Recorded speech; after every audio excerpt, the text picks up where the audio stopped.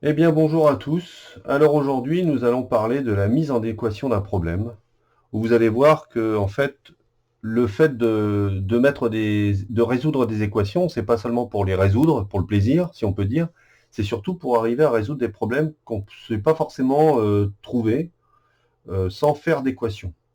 Mais vous allez voir que pour mettre un problème en équation correctement et trouver la solution, il faut respecter certaines étapes, quatre en particulier.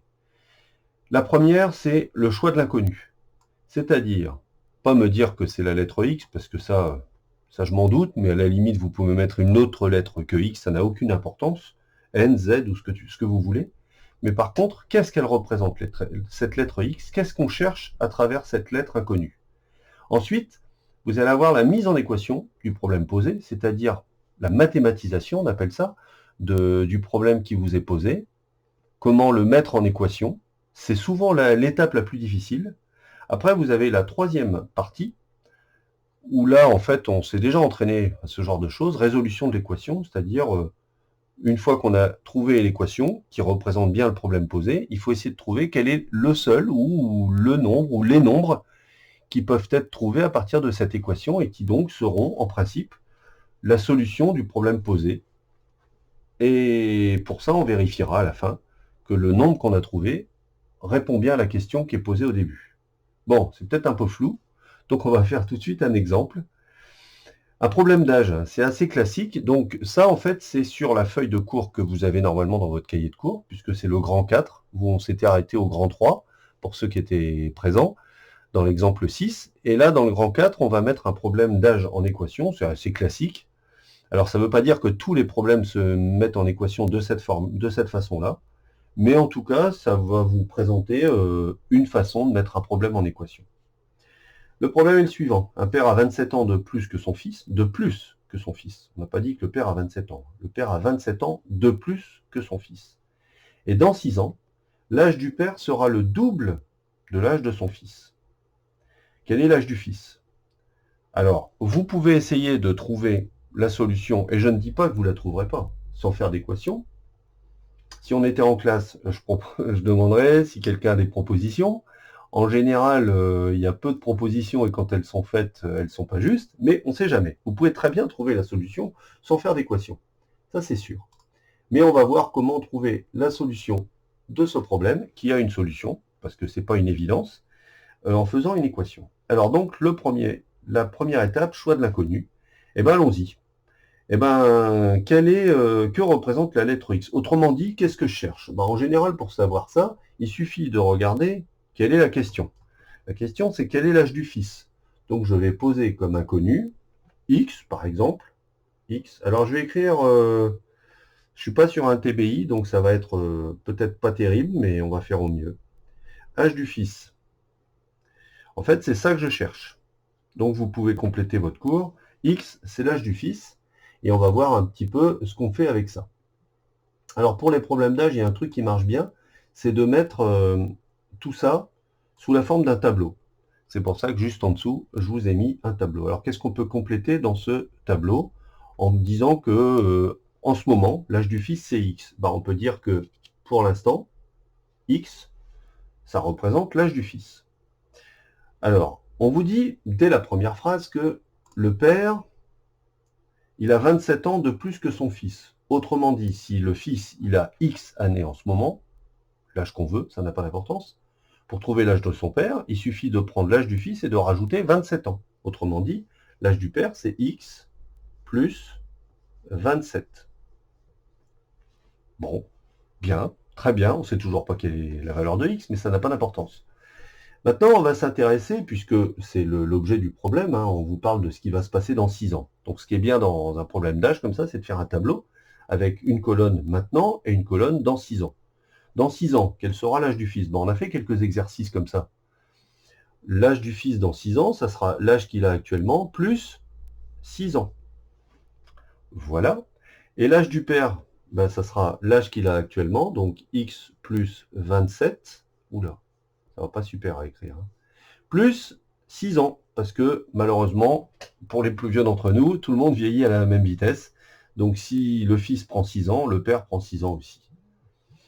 Et on va arriver à écrire avec ça une équation, parce qu'en fait, on n'a pas tenu compte encore d'une partie du problème, c'est que dans 6 ans, l'âge du père sera, vous dit-on, le double de l'âge de son fils. Donc on va s'intéresser à ce qui se passe dans 6 ans, et on va dire que l'âge du père, c'est-à-dire ça doit être le double de l'âge du fils. Et c'est là que notre problème devient une équation. Parce qu'on dit très exactement que dans 6 ans, l'âge du père, x plus 27 plus 6, sera le double de l'âge du fils. C'est quoi le double de l'âge du fils? L'âge du fils, pour l'instant, c'est x plus 6. Qu'est-ce que c'est le double de ça? C'est ça fois 2. 2 fois l'âge du fils. Mais c'est pas tout à fait correct, puisque c'est l'âge du fils actuellement, tout ça, x plus 6, qu'on doit multiplier par 2. Donc, évidemment, il faut mettre des parenthèses. Et maintenant, pourquoi ça, c'est une équation? Parce que pour l'instant, ça n'est toujours pas une équation, puisqu'il nous manque quand même un élément pour faire une équation. Il faut un signe égal, on l'a dit dès le début du cours. Quand est-ce que ça devient une équation? Quand on vous dit que l'âge du père sera, ce petit mot-là, il est très important, ça veut dire que ça sera égal, et voilà. Et c'est maintenant que ça devient une équation. Là, on vous dit que l'âge du père, qui est ici, sera égal au double de l'âge du fils. C'est bien une équation. Il y a une lettre inconnue à plusieurs endroits, il y a des opérations, il y a un signe égal, surtout, et donc c'est une équation. Alors, comment on va la résoudre, cette équation? Parce qu'on va essayer de trouver une solution. Est-ce qu'il y aurait un nombre qui conviendrait pour ça? On va essayer de la simplifier. Alors, qu'est-ce qu'on peut simplifier? Déjà, moi, je vois 27 plus 6. Bon, je crois que ça fait 33. Et puis, cette petite chose, là, 2 fois x plus 6, le premier réflexe que vous devez avoir dans ces cas-là, quand c'est pas trop compliqué, c'est de développer pour essayer de simplifier la chose. Donc, je vais réécrire mon équation. Je vais essayer de l'écrire à peu près correctement.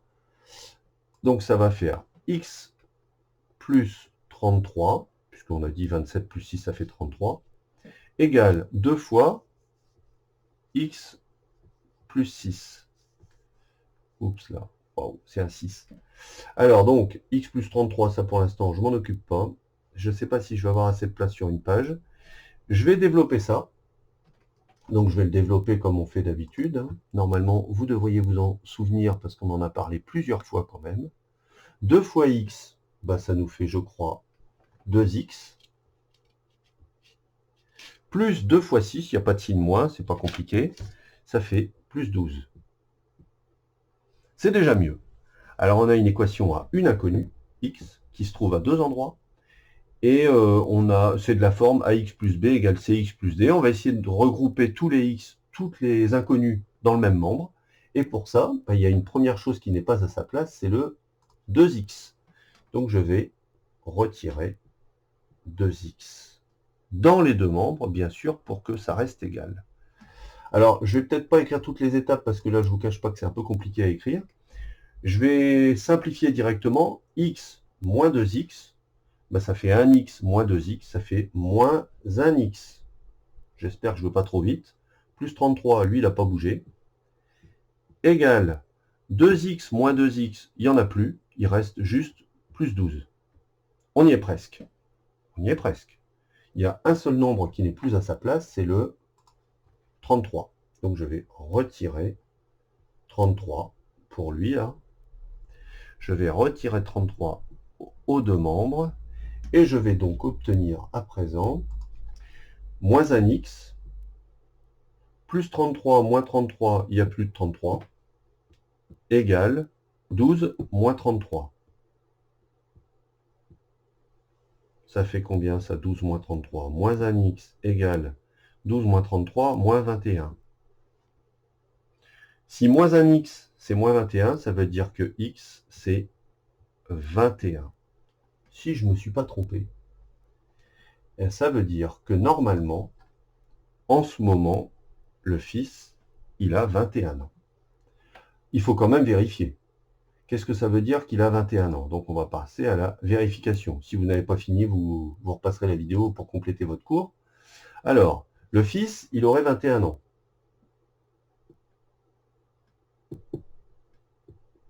Donc le père, il aurait 21 plus 27 ans, puisqu'il a 27 ans de plus. Donc ça fait 48. Mais ce qui nous intéresse, c'est ce qui se passe dans 6 ans. Dans 6 ans, le fils, il aura 6 ans de plus, 21 plus 6, 27 ans. Et le père, il aura 48 plus 6, 54. Oula, j'écris très mal. Ceux qui disent que j'écris comme d'habitude, attention, ça va pas aller. Le fils 27 ans, le père 54. Bon, et alors? Eh bien, ça marche, parce qu'en fait, 54, c'est 2 fois 27. Et là, on est content. Là, on fait un petit bonhomme, parce qu'on est très content. Je ne vais pas arriver à faire un petit bonhomme. Non, j'arrive pas à faire un petit bonhomme. Bon, bah tant pis. J'arrive pas. On fait un petit bonhomme. Hop, hop, hop. Youpi! On est content, parce que dans 6 ans, le père, il aura 54 ans, et son fils, il aura 27 ans, et 54, c'est le double de 27. Donc, le fils, actuellement, et on répond à la question, on a tout vérifié, a 27 ans actuellement. Pardon, le fils, il a 21 ans actuellement, bien sûr. Vous aviez rectifié de vous-même. 21 ans actuellement. Voilà.